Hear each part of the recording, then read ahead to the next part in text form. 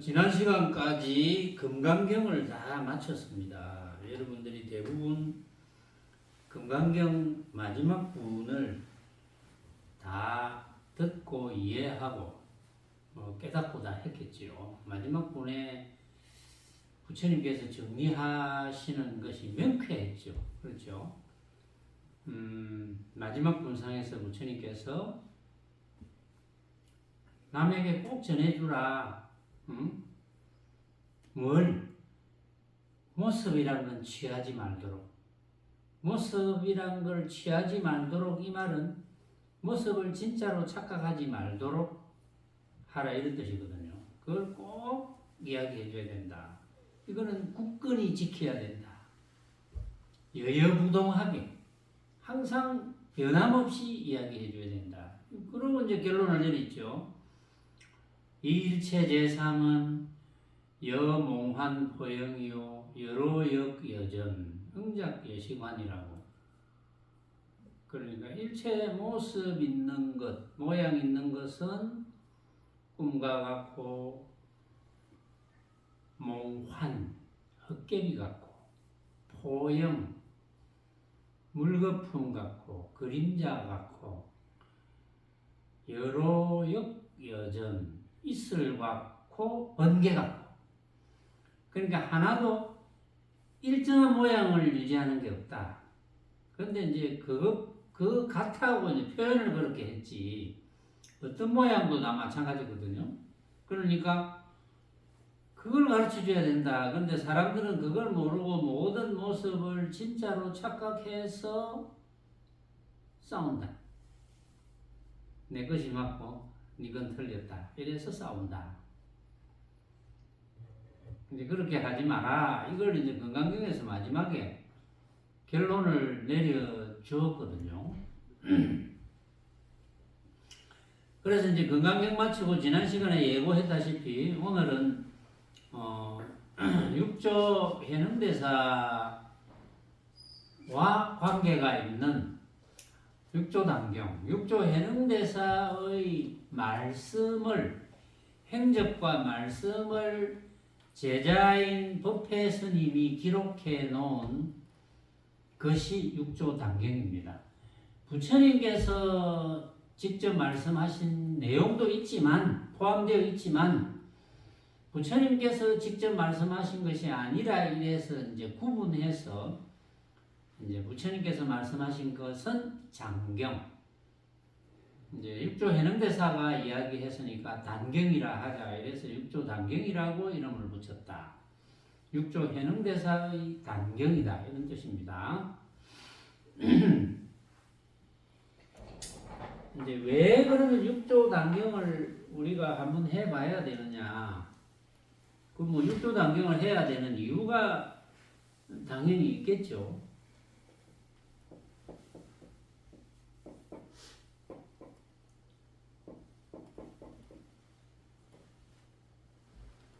육조 단경 이야기를 하려면 먼저 이제 다시 부처님의 이야기를 안 할 도리가 없습니다. 스님의 불교,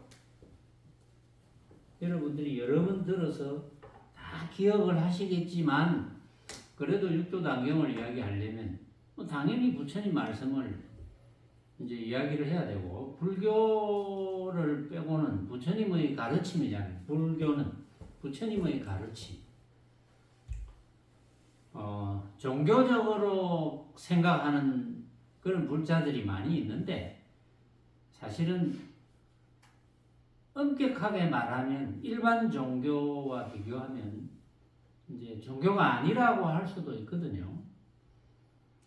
일반적인 종교는 반드시 절대자가 있다 그랬고, 이제 불교는 부처님이 절대자가 아닙니다. 부처님이 너 죽어라, 살아라, 너는 뭐 살아라, 너는 잘 살아라, 이런 게 하는 게 아니거든요. 각자가 만드는 거지. 그러니까 이제 모든 타 종교는 절대자가 니는 못 살아라, 니는 잘 살아라, 이렇게 했다고 이야기하잖아요. 그래서 니 내 말 잘 들으면 좋은 곳에 온다. 이게 이제 일반적인 종교고, 불교는 부처님의 가르침, 부처님의 가르침대로 살기만 하면 어디 가서나 시간과 공간 관계없이 어떤 장소나 어떤 시간대에서도 행복하게 살 수 있다 이거거든요. 그러니까 지금 살아있을 때 행복하게 살 수 있을 뿐만 아니라 죽어갈 때도 행복하게 죽어갈 수 있고 죽어서도 행복하게 죽을 수 있고 죽고 나서도 행복하게 지낼 수 있고 죽고 나서는 이제 뭐 죽어봐야 하니까 차후의 문제지만 그러나 이치적으로는 죽고 나서도 행복하게 지내야 되고 언제 어느 장소나 시간과 공간에 구애받지 않고 항상 행복하게 지낼 수 있어야 된다. 이게 부처님의 가르침이거든요. 그런데 이제 육조 해능대사의 말씀은 그 부처님의 가르침의 맥락을 그대로 이었고 또 육조 해능대사께서 직접 말씀하신 거니까 해능대사 앞에도 많은 스승들이 있었잖아요. 이제 중국 초조만 해도 달마대사, 해가, 승찬, 도신, 홍인 뭐 이런 대사들이 있지만 그분들의 그 말씀을 기록한 그런 것도 있기는 있지만 분량이 좀 작고 이제 육조 해능대사께서 말씀하신 이제 이것은 분량이 좀 많고 그러고 이제 직접 말한 것을 제자가 바로바로 기록해서 남겨놓았다. 이렇게 해서 중요한 거거든요. 부처님의 그 말씀의 핵심을 잊지 않았다면 가치가 없는 거죠. 부처님의 말씀, 부처님의 가르침의 핵심을 잊고 있기 때문에 가치가 있는 거예요, 이게. 그래서 부처님의 말씀의 핵심이라고 하니까 부처님의 말씀의 핵심을 잠깐 또 짚어보고 이야기를 해봅시다. 부처님께서는 뭐 아시다시피 새벽 별을 보고 도를 깨쳤습니다.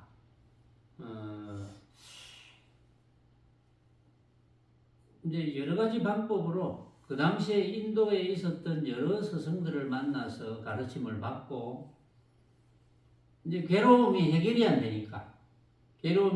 되니까 여러 스승들을 찾아가지고 공부를 하다가 이제 마지막에 이제 5 동지들과 같이 이제 고행을 하기 시작했어요. 이제 고행을 하다가 아무래도 이건 아닌 것 같아. 그래서 이제 떨어져 나옵니다. 그때 떨어져 나올 때 같이 고행하던 이제 5 수행자들이 우리를 배신했다. 이래가지고 너는 배신자야 가라. 뭐 이렇게 했다고 전해지거든요. 우리는 우리대로 살겠다. 배신자는 가라. 뭐 이렇게 이야기를 한 것 같아요. 그래서 이제 부처님께서는 아무래도 그건 아닌 것 같아. 이러고 이제 설그머니 빠져나와서 보리수 아래에서 어느 날 새벽 별을 봤으니까 새벽이겠죠. 새벽에 새벽별을 보고 도를 깨칩니다. 그래서 새벽별을 보고 도를 깨쳤는데 깨닫고 나니 새벽별이 아니네 이랬거든요.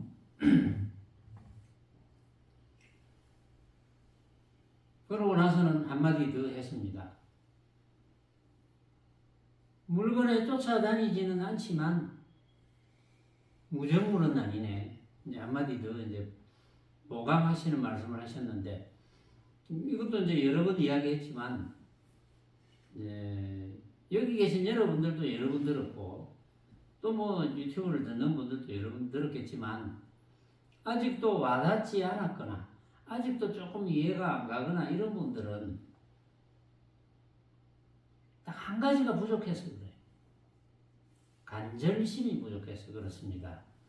제가 부처님의 말씀을 잘 전해드리려고 제 딴에는 뭐 연구도 많이 하고 여러 가지 자료를 또 참고로 하고 생각을 많이 합니다. 어떻게 하면 쉽게 이야기할까? 쉽게 알아들을 수 있도록. 왜냐하면 알아듣고 행복해야 되니까. 행복은 자기가 만들어야 되거든요. 그러니까 부처님의 해탈 본문만 알아들으면 그건 행복할 수밖에 없어요. 그러니까 누구든지 행복해야 되니까 그거는 뭐 꼭 천금을 가져서 행복한 것도 아니고 천가지 명예를 가져서 행복한 것도 아니고 어쨌든 부처님의 최상승 법문이자 해탈 법문, 중도 법문을 알아듣기만 하면 바로 행복하게 되는 거거든요. 거기에 대한 확신이 있어야 되고 첫째는 그래서 간절해야 됩니다. 이 간절심을 비교를 한번 해보면 어느 정도 간절해야 되느냐 그냥 한번 들어볼까? 그거는 알 수가 없어요. 왜냐하면 너무 오랜 세월을 부처님의 가르침을 알아들을 만큼 사고가 발달되어 있지 않고 오랜 세월을 부처님의 가르침의 반대대로 살아왔기 때문에 반대대로 부처님이 가르침대로 살았으면 아주 쉬울 건데 어릴 때부터 반대대로 살았거든요. 그러니까 수십 년 이상을 반대대로 살은 분들이 부처님의 말씀을 그냥 듣고 그렇겠네 이렇게 되기가 굉장히 어려워요. 그래서 간절해야 됩니다. 간절하게. 그 어느 정도 간절해야 되느냐. 오늘 만약 어떤 사람이 100% 예언을 할 수 있는 사람, 저 사람의 예언은 100% 맞다. 이런 사람이 있다고 가정을 합시다. 그럼 그 사람이 내보고 너 지금 춘당의 유튜브 법문을 듣거나 직접 법당에 가서 법문을 들어서 너 지금 해탈 법문을 이해하고 확실히 알아듣지 못한다면 너는 24시간 이내 염라대왕이 너의 목숨을 앗아간다, 뺏어간다. 만약에 이렇게 예언을 했다면 지금 뭐 다른 데 신경 쓰겠습니까? 다른 거 뭐 지금 뭐 주식 시세가 어떻고 뭐 지금 부동산이 뭐 어떻고 친구가 지금 뭐 갑자기 뭐 로또 복권에 당첨됐다는데 그런 이야기가 귀에 들어오겠습니까? 지금 24시간 동안 100% 예언가가 지금 해탈 법문, 최상승 법문, 중도 법문을 못 알아듣는다면 너는 목숨을 잃을 수도 있다. 너는 너의 목숨을 염라대왕이 가져가기로 했어. 한다면 아마 지독하게 알아들으려고 지독하게 집중을 할 거예요. 온갖 망념을 일으키지 않고. 그러려면 알아듣습니다. 그게 간절심이거든요. 간절심을 어느 정도 가져야 되느냐 하면 그 정도로 가져야 돼요. 내가 못 알아들으면 나는 24시간 동안에 이 목숨을 부지를 못한다. 이런 정도로 간절해야 돼요. 이제 간절심이 없이 뭐 100번 듣고 1000번 듣고 아무 소용없어요. 솔직하게 말씀드리면 아무 소용없어요. 뭔가 조금 소용이 있는 듯 하다가 간 곳이 없어요. 무슨 일이 하나 뻥 터지면 전에 알아들은 게 어디 갔지? 그래서는 행복할 수 없어요. 그래서 간절심을 부처님도 간절심을 말씀하셨고 여태까지 부처님의 해탈 법문을 다 알아들은 여러 선지식들도 한결같이 간절심 이야기를 합니다. 저도 당연히 그렇게 생각하고 그래서 부처님의 그 해탈 법문 조금 전에 처음에 이제 도를 깨치신 법문을 들어보면 새벽별을 보고 도를 깨쳤는데 깨닫고 나니 새벽별이 아니더라. 이거 사실은 잘 못 알아들어요. 그래서 알아듣기 위해서 또 듣는 분들이 다 알아듣게 하기 위해서 이제 방편으로 또는 어떤 미사유구를 섞어서 또는 설명하기 위해서 또 설명을 하는 거예요. 왜 그러느냐 하면 처음에 새벽별을 보고 도를 깨쳤다. 뭘 깨쳤는지는 이제 곧 나오지만 깨닫고 나니까 그 새벽별이 아니네. 그러면 일반 사람들은 이해를 못해요. 그 새벽별이 그 새벽별인데 어찌 깨닫고 나니까 그 새벽별이 아니지. 깨닫기 전의 새벽별과 깨닫고 난 뒤의 새벽별이 다르던가? 달라요. 같이 안 해요. 그러니까 어떤 엉터리 선사들은 그게 어찌 같이 않노? 이렇게 주장하는 선사도 있어요. 엉터리 선사. 그 똑같은 새벽별인데 당연히 다르죠. 왜냐하면 처음에 봤던 새벽별도 내가 생각으로 만들었어. 이런 새벽별. 깨닫고 난 뒤의 새벽별도 내가 생각으로 만들었어. 이런 새벽별은 같을 리가 없어요. 내가 100만 번 쳐다보면 100만 번 다 달라요. 그 새벽별 자체, 그 자체는 뭐 변했는지 안 변했는지 관심이 없어요. 단지 내가 그 새벽별을 보고 느끼는 바가 다르다는 거지. 근데 사람들은 그걸 인식하기가 힘듭니다. 근데 부처님은 이제 그걸 읊었잖아요. 그거는 이제 깨닫고 난 뒤에 읊었거든요. 그 다음에 이제 물건에 쫓아다니지는 않지만, 왜냐하면 물건에 쫓아다닌다는 것은 물건은, 사물, 모양은 전부 각자가 생각으로 만들기 때문에 같을 수가 없어요. 그러니까 쫓아다닐 수가 없어. 이게 맞네, 이게 맞네, 이걸 쫓아다녀야 되겠다, 이럴 수가 없어요.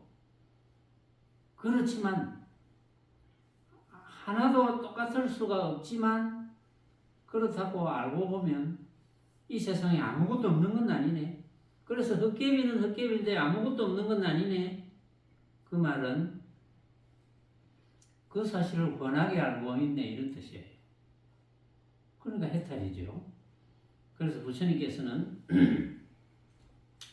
이렇게 해탈을 하시고는 너무 좋아서 사흘 동안 그걸 생각합니다.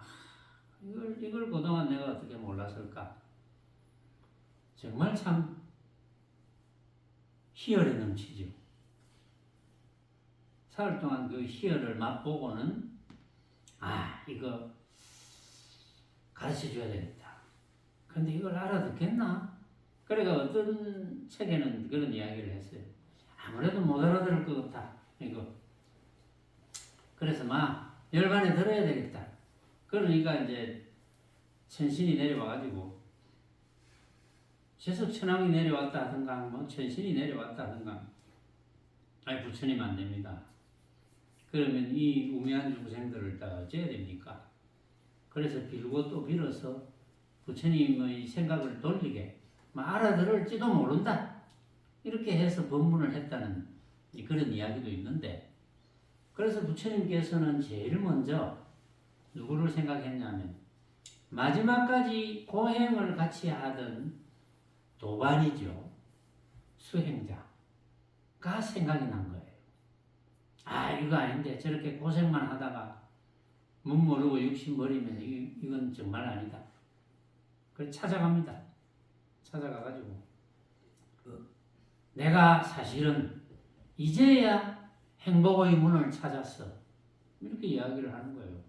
그런데 이제 배신자라고 5사람이 지목을 하고 있었는데 이래 보니까 고행할 때 하고는 완전히 다르거든요. 왜냐하면 사흘 동안 희열을 느끼고 그 다음부터는 희열을 느끼고 있으니까 표정이 다를 거 아니야. 안심하는 표정. 그래서 이 5 비구가 안심하는 표정을 보니까 뭔가 있겠네. 그래서 한번 들어볼까? 이래가지고 그러면 깨달은 말씀을 해달라. 그래서 그 말씀이 기록되어진 경전이 초전법륜경이라고 그랬죠.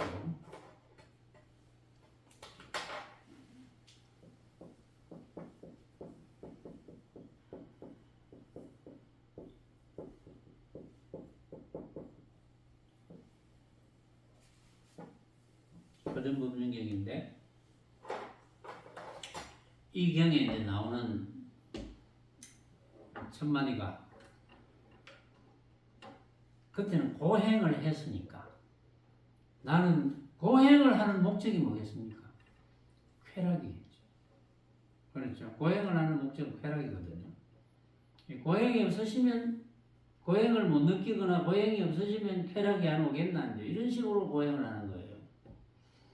그래서 부처님께서 나는 고행과 쾌락의 양극단을 극복하고 떠나서 중도를 터득했다. 중도를 증득했다. 중도를 얻었다. 이게 해탈법문입니다. 이게 초전법륜경에 기록되어 있거든요.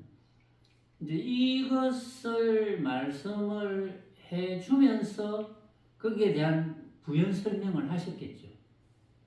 그러면 이제 새벽별을 보고 깨달았으니까 봐라 내가 처음에 본 새벽별도 내가 생각으로 만든 거 아이가? 그 다음에 내가 깨닫고 난 뒤에 새벽별도 내가 생각으로 만들었는데 그게 어떻게 각했노? 뭐 이런 식으로 설명을 해줄 수도 있고 그거는 뭐 석가모니 부처님을 내가 만나봤는지 기억이 안 나서 이제 만나서 그런 말씀을 한번 나눠봐야 되는데 나눠볼 수가 없으니까 과거에 나눠봤는지도 모르죠. 그건 뭐 알 수는 없지. 그러나 그렇게 짐작되어진다는 거죠. 말하자면. 그런데 그 제일 먼저 부처님의 중도법문, 이 중도법문을 듣고 해탈되는 분이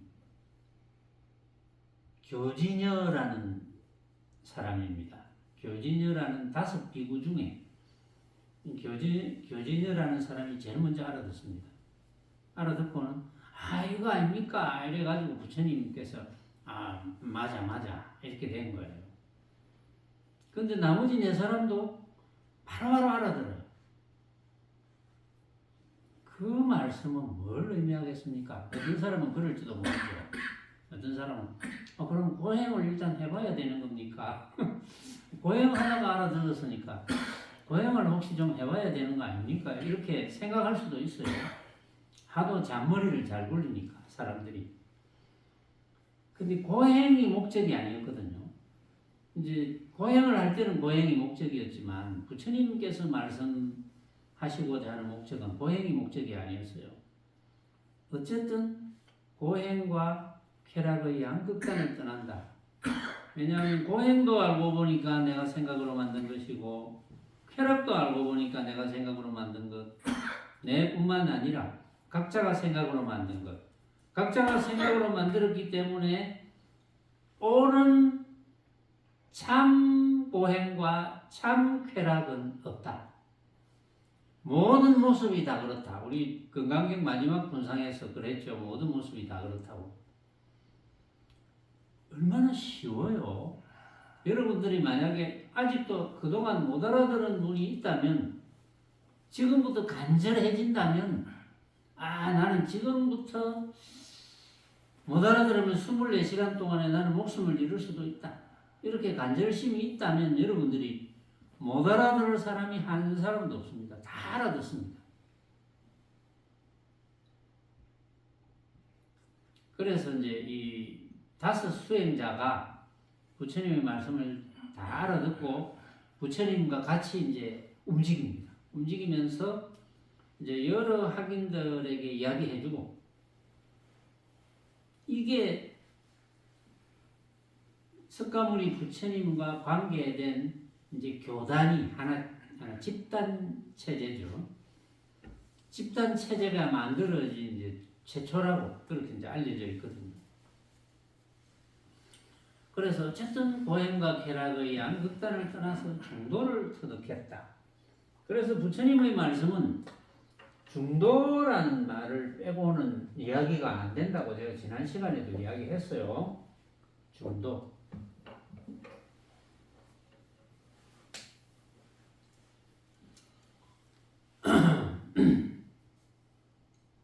근데 그동안 이제 쭉 법문을 들어온 분들이 이제 어렵게 생각할 필요가 전혀 없는 것이 이 다섯 수행자들이 알아들었으면 여러분들이 못 알아들어야 될 이유가 없거든요. 다 알아들을 수 있습니다. 이건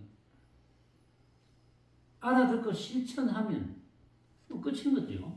그러니까 부처님 당시에는 이제 이거 소문을 듣고 제자들이 자꾸 올 거 아닙니까?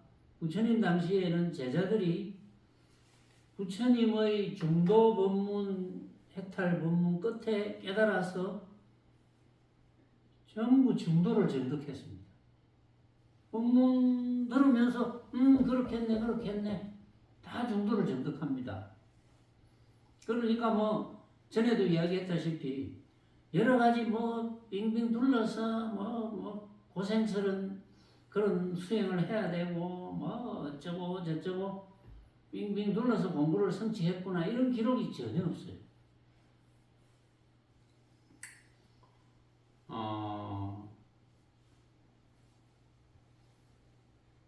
요즘 이제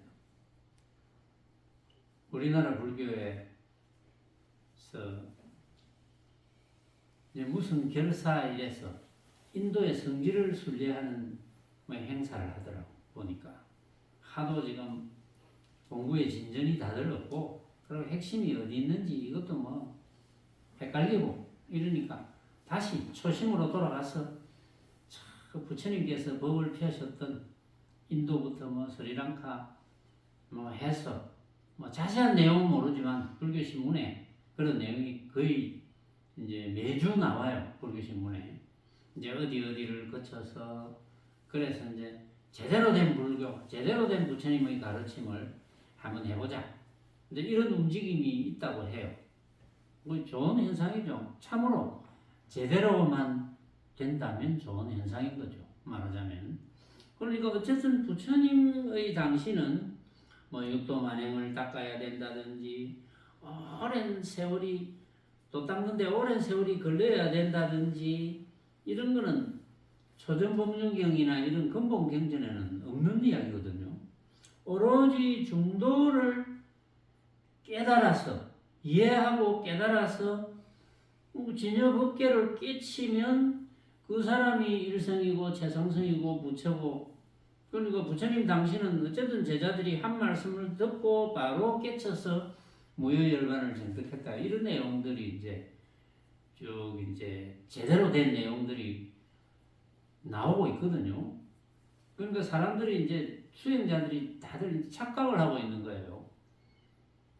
그러면 중요한 게 뭡니까?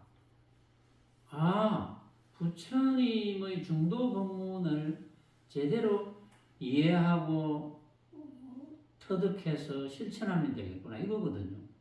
그거밖에 없어요. 딴 뭐 특별한 비법이 없습니다. 이거밖에 없어요. 왜냐하면 부처님 당시에 다 그래 했으니까. 그럼 어떤 사람이 그러는지 모르죠. 내가 만약에 그런 이야기하면 네가 뭐 석가모니 부처님 말씀하고 갔나? 뭐 이럴 수도 있거든요. 이제 그런 걸 뭐라 하느냐 하면 여우 같은 의심이라고 합니다. 여우 같은 의심. 이제 그럴 때는 이제 왜 그러느냐 하면 그게 이제 마구니의 장난이거든요. 마구니의 장난으로 마구니 같은 생각을 딱 하는 참 묘하죠. 마구니 같은 생각. 근데 부처님께서 이제 처음 법문하실 때는 지난번에 이제 말씀을 제가 드렸죠. 법문하실 때는 이제 인도의 그 언어가 귀족 언어하고 평민 언어가 있다고 했잖아요. 귀족 언어는 산스크리트어가 있었고 평민 언어는 팔리어가 있었다. 그래서 이제 우리나라에서도 수행자들이 수행을 해보니까 뭐 동안거, 하안거 석 달 동안 뭐 화두 잡고 참선하고 이러면 또 겨울에 석 달 동안 그러니까 1년의 반을 하루에 막 10몇 시간씩 화두 잡고 실험을 하고 이래도 깨닫는 바가 없어요. 그것도 1, 2년 하는 게 아니고 수십 년을 합니다. 그래도 깨닫는 바가 없다는 것은 뭔가 문제가 있는 거거든요. 이 방법에 대해서 다시 생각을 해봐야 돼요. 그러니까 그런 걸 이제 책에서 제시한 사람도 있고 외국인이 제시한 사람도 있고 이러니까 그걸 번역해서 번역한 책을 읽기도 하고 이러니까 그러면 다시 부처님께서 처음 법을 펴신 곳으로 가가지고 어떤 자료를 좀 찾아보자. 혹시 다른 거 없나? 그러니까 이제 인도에 있었던 그 버머라 그러죠. 버머, 산스크리트, 팔리어 이렇게 되어 있는 것과 또 뒤에 그것이 이제 중국에서는 한역이 돼 가지고 이제 한문으로 번역되어 가지고 주로 우리나라에 전달된 것은 우리나라도 한자 문화권이니까 중국에서 번역되어서 온 책들이 많이 이제 유포가 되었거든요. 말하자면. 근데 지금 요즘 이런 이제 시대에 오니까 깨달음이라는 건 이제 기약할 수 없고 수십 년을 동안 그 한글을 해도 와닿는 바가 없고 그래서 막 그냥 개인적으로도 스스로 막 인도까지 가고 스리랑카 가고 자료를 찾아다니고 이런 분들이 이제 많아가지고 그 중에 이제 학자들이 다시 연구를 하기 시작합니다. 그래 해가지고 이제 여러 가지 스스로 결론을 내는 거예요. 그래서 부처님께서는 궁중에 계셨지만 일반 대중들에게 법문을 하실 때는 귀족 언어를 쓰지 않고 서민 언어를 씁니다. 팔리어라는 걸 써요. 팔리어. 이 팔리어를 가지고 법문을 쭉 이제 하시면서 기록되어진 경전을 이제 요즘 그냥 니까야라고 이렇게 이야기해요. 니까야라고. 그런데 이제 우리 불가에서 아주 중요한 경전으로 인식되어지고 지금도 법문을 많이 하고 특히 이제 오늘부터 이제 육조 당경을 해야 되겠다고 이제 생각을 하면서 시작을 했는데 육조 해능대사가 제일 먼저 깨달은 바가 있었던 것은 금강경 한 기절이었거든요. 거기다가 스승을 찾아갔는데 그 스승은 금강경만 법문을 하시는 분이에요. 홍인대사. 그런데 이 금강경을 위시해서 최상승 경전이잖아요. 금강경. 금강경과 뭐 화엄경, 법화경, 반야경, 반야신경도 마찬가지지만 이런 경전들이 부처님께서 열반에 드시고 나서 제법 수백 년이 넘었거든요. 한 3, 400년, 4, 500년 이상이 됐거든요. 그런데 이제 왜 의심을 하느냐 하면 부처님의 그 초전법륜경이 기록되어진 그 팔리어로 기록되어진 경전은 그 당시에는 문자가 없었거든요. 팔리어는 언어입니다. 말.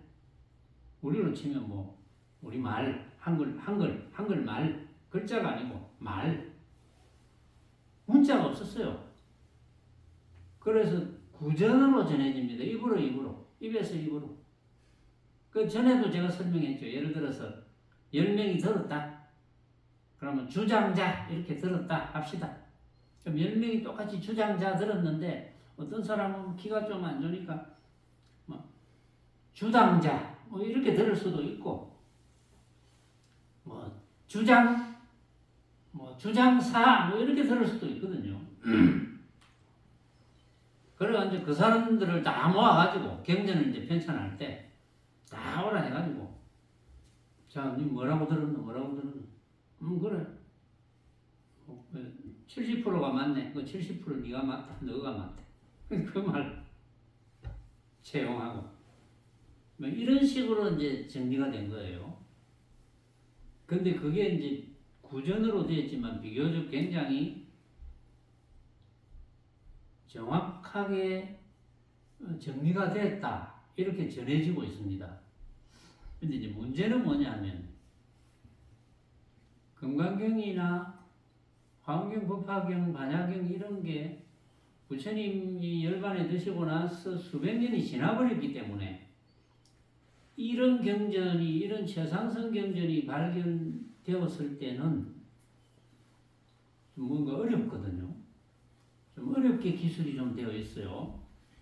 그러니까 이거는 위경이다. 부처님께서 하신 말씀이 아니다라고 처음에 결론을 내립니다. 좀 이상하잖아요.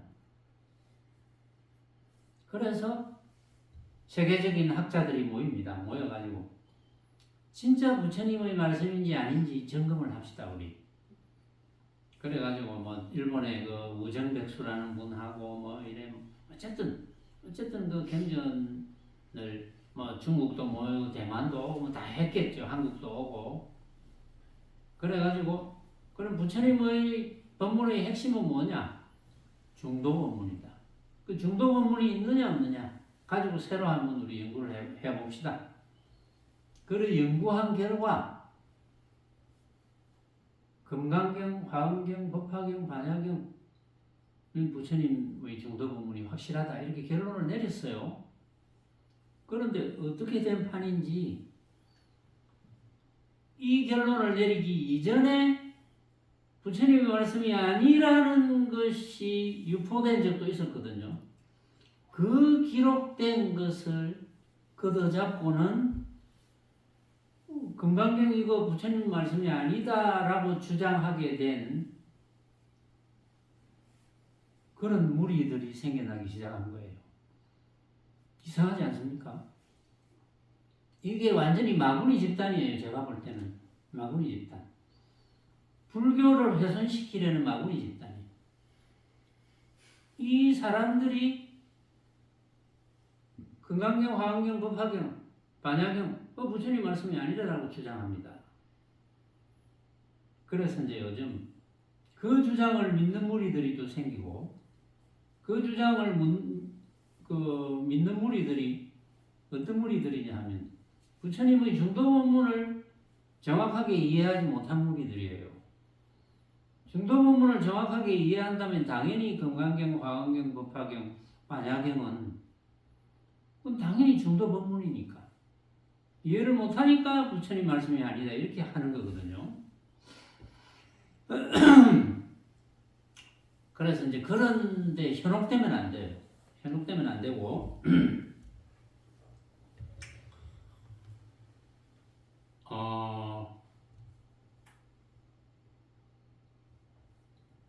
부처님께서 중도를 깨달으시고 난 이후에 그 중도를 깨닫는 방법이 특별한 게 없어요. 그냥 법문 듣고 바로 이해하고 실천하면 되는 거예요. 부처님께서 가섭존자에게 네 맞다 한 것도 부처님께서 말씀하시는 중도 법문을 바로 깨달으셨기 때문에 그걸 돈법이라 합니다. 단박 깨닫는 돈법. 그러니까 여러분들이 그렇네 하고 뭐 물어봐치면 깨닫는 거예요. 깨달음이 무슨 환상적인 게 아닙니다. 그걸 착각하시면 안 돼요. 깨달음을 환상적으로 묘사한 분들은 깨닫지 못한 분들이에요. 전부. 깨닫지 못한 분들의 100%는 깨달음을 환상을 일으키게 만들어놨어요. 뭐 이상한 걸 해야 된다. 근데 그런데 속으면 안 돼요. 그런데 속아 넘어가면 안 되고 우리는 오로지 부처님의 초심으로 돌아가야 됩니다. 초전법륜경에 고행과 쾌락의 양극단을 떠나서 중도를 터득했다라는 이런 초심으로 돌아가서 바로 깨달으면 되는 거예요. 그래서 그 법문을 듣고 바로 깨닫는 돈법이 계속 이제 전해집니다. 이렇게 쭉 전해져서 중국의 초조가 된 6조인 달마대사. 달마대사도 당연히 돈법을 전했죠. 그래서 이제 해가, 승찬, 도신, 홍인까지 돈법이 전해졌고, 이제 6조 해능대사가 그 단박 깨닫는 법을 홍인대사에게 인가를 받고, 물론 이제 그 당시 역사적으로 굉장히 이제 복잡하다고 전에 말씀을 드렸죠. 왜냐하면 6조 해능대사가 갑자기 각광을 받게 된 계기가 있었죠. 왜냐하면 중국이 이제 천하를 통일한 이후에 황제들이 밀란이 일어나고 이러니까 막 나라가 갑자기 막 망하게 생기고 뭐 이런 이야기가 이제 많이 나왔거든요. 그때 6조 해능대사 쪽의 제자들이 많이 도와줍니다. 황제들을. 황제들이 많이 의지하게 됐어요. 그래서 다행히 6조 해능대사의 돈법이 이제 전해질 수 있는 계기가 된 거죠. 만약에 그렇게 되지 않았더라면 단박 깨닫는 법은 그 당시에 없어질 수도 있는 거예요. 왜냐하면 그 당시에도 6조 해능대사의 돈법만 있은 게 아니거든요. 달마대사가 중국에 갔을 때도 훨씬 이전부터 다른 수행하는 방법이 전해진 거예요. 그러니까 오로지 좌선만 해라 뭐 이런 수행 방법이라든지 그 뭐 이름을 붙여서 묵조선이라든지 뭐 물선이라든지 기타 등등 이런 수행 방법이 전해지고 있었던 거예요. 그래서 어쨌든 간에 6조 해능대사까지 돈법이 단박 깨닫는 법이 전수되었기 때문에 6조 단경을 다루게 될 필요가 있다고 이제 결론을 내릴 수밖에 없거든요. 만약에 6조 해능대사의 말씀에 법문을 듣고 단박 깨닫는 돈법이 없다면 이건 다루어야 될 이유가 없는 거예요. 그래서 이제 해능대사가 직접 법문한 것을 제자 법회 스님이 이제 기록을 합니다.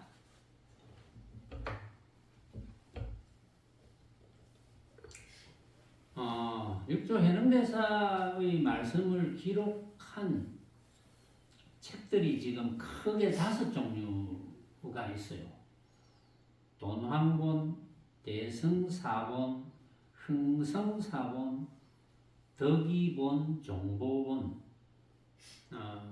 제가 가지고 있는 책도 돈황본도 있고 종보본도 있어요. 제가 가지고 있는 것도.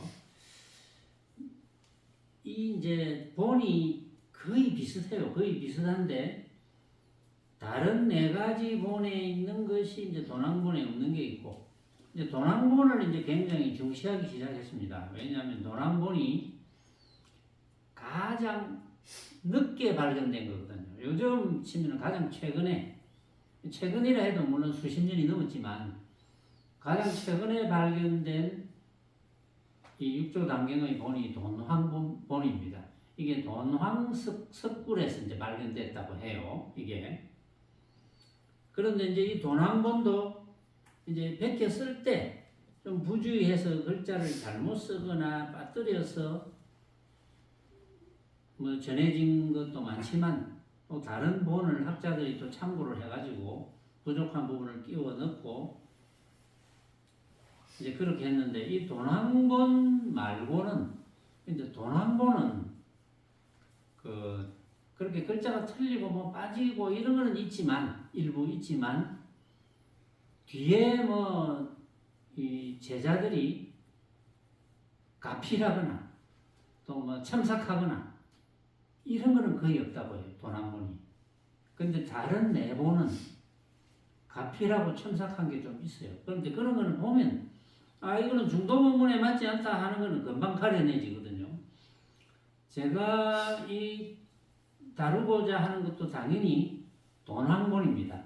돈황본을 가지고 여러분들에게 전해드릴 건데, 그 중에 타본하고 조금 비교해서 이거는 타본에는 있는데 돈황본에는 없다. 그래서 집어넣는 게 있고, 또 타본에는 이렇게 되어 있는데 도난본에는 이렇게 되어 있어서 타본에서 이거는 제자들이 스승을 올리기 위해서 쓸데없이 집어넣었구나 이런 것도 있거든요. 근데 여러분들이 들어보면 금방 짐작이 갈 겁니다. 아 이거는 뒤에 억지로 끼워 넣었네 이렇게 이제 여러분들의 현재 그 수행력으로는 다 짐작할 수 있어요. 그게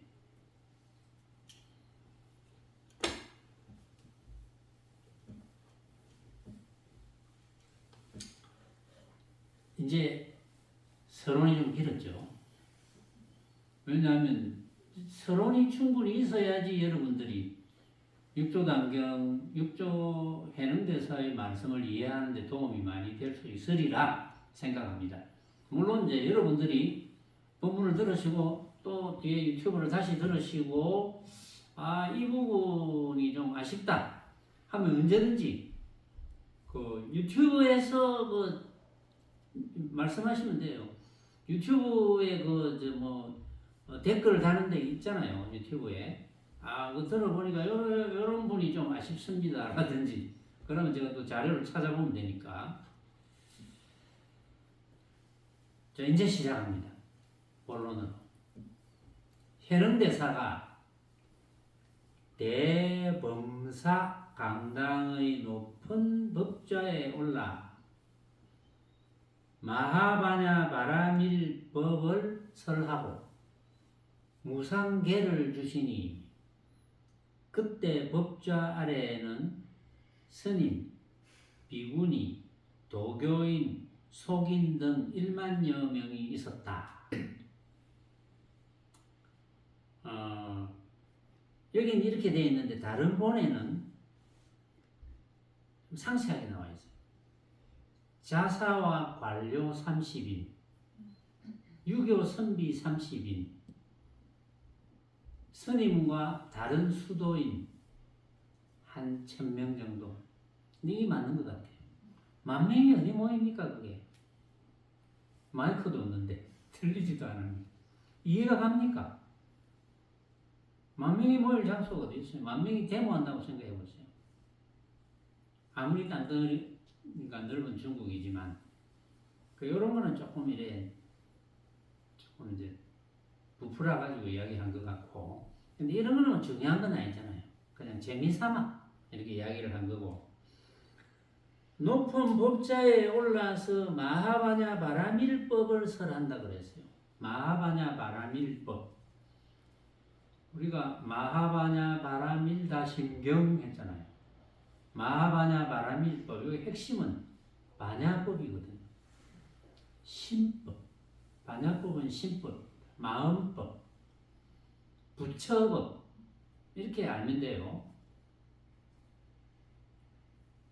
그때 소주자사 위거와 자사는 계급이 대단한 계급입니다. 요즘하고 달라요. 우리나라 치면은 시장급이기는 하지만 모든 행정권, 사법권 다 가지고 있어요. 전부. 그 사람을 죽일 수도 있어요. 자사라. 죽여도 아무렇지 않습니다. 소주자사 위거와 여러 관료 30여 명과 유가의 선비, 유명한 육조해능대사라 하니까 유가의 선비들도 오겠죠. 몇몇 사람들이 대사에게 마하바냐 바라밀법을 설해 주십시오 하고 함께 청하였고, 마하바냐 바라밀법은 이제 다시 말하면 해탈법이죠. 마음법, 해탈법. 해탈법을 설해 주십시오. 그러고 이제 그 소주자사가 행정사법권을 다 지고 있다 했잖아요. 제일 높은 사람이 해능대사 제자인 법회 스님에게 부탁을 합니다. 이거 오늘 말씀하시는 거 이거 좀 기록을 단디 좀 해주세요. 이렇게 이제 부탁을 해요. 그래서 널리 후대에 행하여 도를 배우는 사람들이 함께 이 종지를 이어받아서 서로 전숙해 한지라. 의지하여 믿는 바가 있어서 이에 받들어 이어받게 하기 위하여 이 단경을 설하였다. 그래서 이제 단경이 시작되는 이제 동기가 되는 거거든요. 현흥대사는 말씀하셨다. 선지식들아. 그때 이제 대중들을 이제 선지식들아. 왜냐하면 부처들아 이래도 되거든요. 사실은 부처님들아 뭐 이래도 되는데 님하고 들아는 좀 이상하지만 선지식들아. 왜냐하면 다 본래 부처니까. 선지식들아. 마음을 깨끗이 하여 마하바냐 바라밀법을 생각하라. 마하바냐 바라밀법을 생각하라. 반야법을 생각하라. 그럼 무슨 생각하라는 겁니까? 응? 해능대사가 여러분들에게 자 각자 마하바냐 바라밀법을 생각하시오. 여러분들 어떻게 하겠어요? 마하바냐 바라밀법을 생각하시오. 아무 생각하지 마라 이 말이지. 그냥 아무 생각하지 말고 그냥 있으세요. 이런 뜻입니다. 숨 쉬고 눈 감았으면 감은 대로 떴으면 뜬 대로 그냥 쓸데없는 생각하지 말고 아이고 우리 육조 해능가사 꾀재재하게 생겼네 이런 생각도 하지 말고 아이고 오늘 사람 많이 모여있네 이런 생각하지 말고 대사께서는 말씀하시지 않고 스스로 마음과 정신을 가다듬고 한참 묵묵하신 다음 엮고 말씀하셨다. 선지식들아 조용히 들으라. 해능의 아버지의 본관은 범량인데 좌천되어 이거는 영남은 중국 영남입니다. 영남의 신주 백성으로 옮겨 살았고 해능은 어려서 일찍 아버지를 여의었다. 그리고 어떤 책에는 보면 해능이 처음부터 뭐 산골 소년이었다 이런 책이 있는데 이게 정확한 것 같아요. 원래 해능의 아버지가 요새 말하는 공무원이었네요. 보니까 공무원이었는데 뭐 정치에 좀 어떻게 인류되었든지 좌천이 돼가지고 저 시골 구석에 영남의 신주 백성으로 옮겨 살다가 어쨌든 뭐 좀 몸이 안 좋았든지 건강이 안 좋아가지고 일찍 돌아가셨어요. 일찍 아버지를 여의었다. 해는 어려서 늙은 어머니와 외로운 아들은 남해로 옮겨왔어. 이것도 우리나라 남해가 아니고 우리나라 지명하고 비슷한 게 많죠. 남해, 남쪽 바다. 남쪽 바다 가까이 이로 남쪽 뭐 해자가 바다에 현지는 지금 한자가 나와 있겠지요. 한번 볼까요?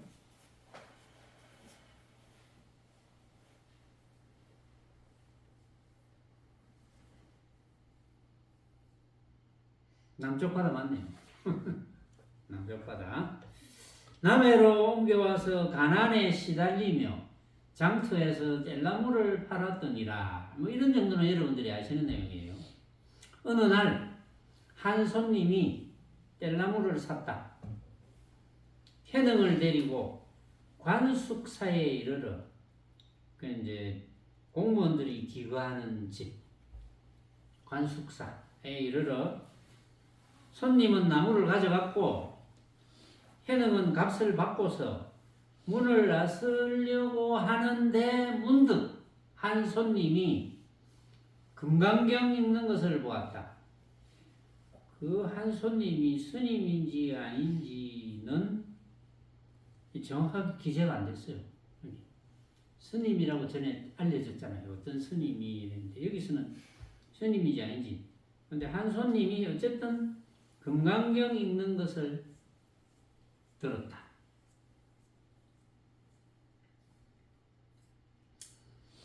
현흥은 한 번 들음에 마음이 밝아져서 문득 깨닫고, 밝아진 만큼 깨달았겠죠.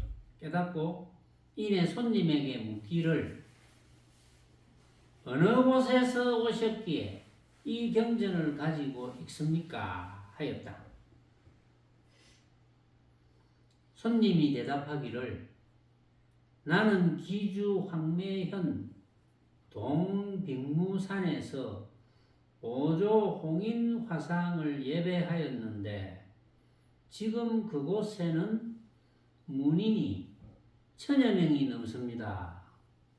나는 그곳에서 오조 대사가 승려와 속인들에게 다만 금강경 한 권만 지니고 읽으면 곧 자성을 보아 바로 부처를 이루게 된다고 권하는 것을 들었습니다. 하였다.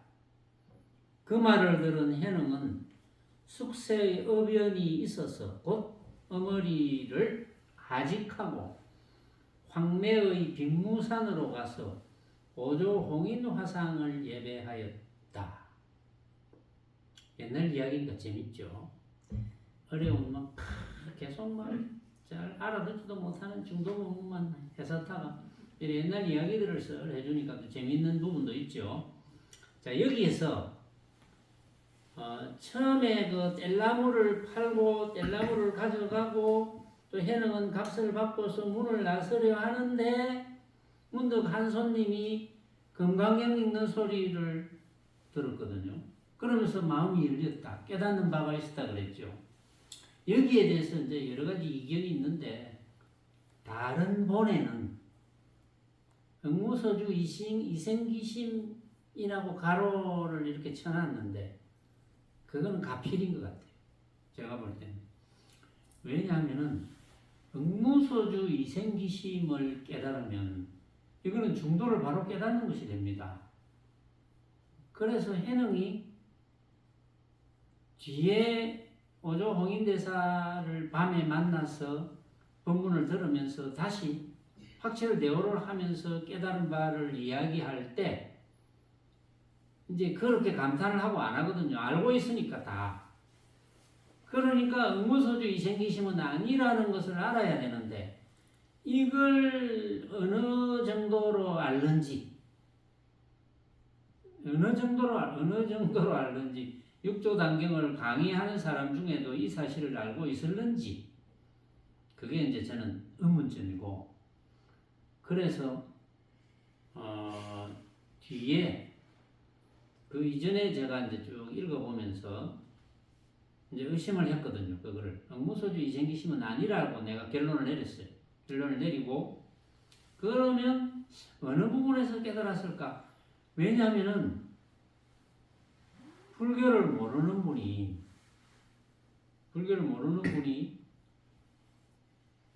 부처님의 성품과 우리의 성품은 다르지 않을 것이다. 확신한다. 이렇게 될 수가 있을까요? 불교를 모르는 분이 부처님의 성품과 우리 성품은 같아? 본성은 같아? 본성은 다르지 않다. 이렇게 확신할 수 있을까요? 그건 불가능하죠. 불교를 모르는 분이, 부처님의 말씀을 안 들은 분이. 그런데 그동안 불교를 전혀 모르고 글자도 몰랐던 현흥이 금강경 한 기절을 들으면서 알고 보니까 뭐 부처님의 본성이나 내 본성이나 이건 다른 게 아니네. 이렇게 확신을 했다. 이렇게 깨달았다. 저는 여러분들에게 그 사실을 깨닫게 하기 위해서 여러 가지 방편을 많이 썼어요. 뭐 컴퓨터하고 비교를 하기도 하고 그래서 여러분들이 제 이야기를 들을 때는 귀가 듣는 게 아니다. 확실하다. 그거는 귀가 절대 듣는 게 아니다. 귀라는 기관을 통해서 나의 본성, 본체, 마음이라 하는 것이 듣는다. 이렇게 말씀을 많이 전해줬거든요. 그래도 뭐 믿는 사람 믿고 그럴듯하다고 생각하는 분은 생각하고 뭐 그럴까봐라고 생각하는 분도 있고 그런데 이제 여기에서 요거는 딱 결론을 내려주고 가야 되겠어요. 전에도 제가 한번 말씀을 드렸거든요. 제가 그래서 건강경을 찾아봤어요. 쭉 다시 어느 부분에서 육조 해능이 어느 부분에서 그런 것을 깨달았을까?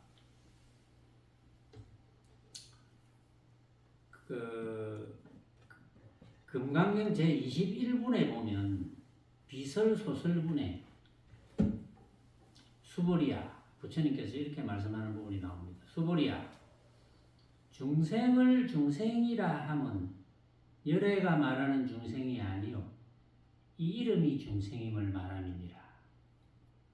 그러니까 부처님이 중생을 중생이라 한 것은 진짜 중생이 아니고 이름을 중생이라고 붙여서 이름을 중생이라고 붙였으니까 이거는 진짜 중생이 아니구나. 진짜 중생이 아니라는 말은 부처일 수도 있구나 이 말이거든요. 왜냐하면 부처 노릇을 하면 부처인 거지. 이 한마디를 듣고 부처 중생의 본성은 다르지 않구나라는 것을 확신할 수 있었다. 이 대목에서. 그렇지 않았을까 하고 제가 짐작하는 거예요. 전에도 설명을 했지만 아직까지 이것을 이야기해 놓았거나 이것을 자신 있게 이야기하거나 하는 그런 저서를 아직은 못 봤어요. 혹시 그런 게 어디 적혀 있으면 이거 말고도 흥무소주기신 말고 다른 부분에서 해능이 아마 확신을 했을 것이다 라는 것을 발견한 분이 있으면 저한테 한번 연락을 주시면 고맙겠습니다. 안 그러면 이제 제가 찾은 게 맞는 거거든요. 혹시 발견한 분이 있으면 누구라도 좋으니까 유튜브를 듣는 분 중에도 지금 유튜브를 뭐 제가 모르는 분도 뭐 많이 이제 듣는 걸로 알고 있으니까 어쨌든 육조 단경을 읽어본 분들이 많이 있을 거거든요. 그런데 응무소주 이생기심은 분명히 아닙니다. 이거는 제가 단정할 수가 있어요. 그 대신 비설소설분의 이 이야기에서 현능이 깨달은 바가 있다고 짐작되어진다. 이것은 제가 이제 찾아낸 거거든요. 그래서 혹시 다른 분이 찾아낸 게 있으면 말씀해 달라 이런 뜻입니다. 오늘은 여기까지만 하겠습니다.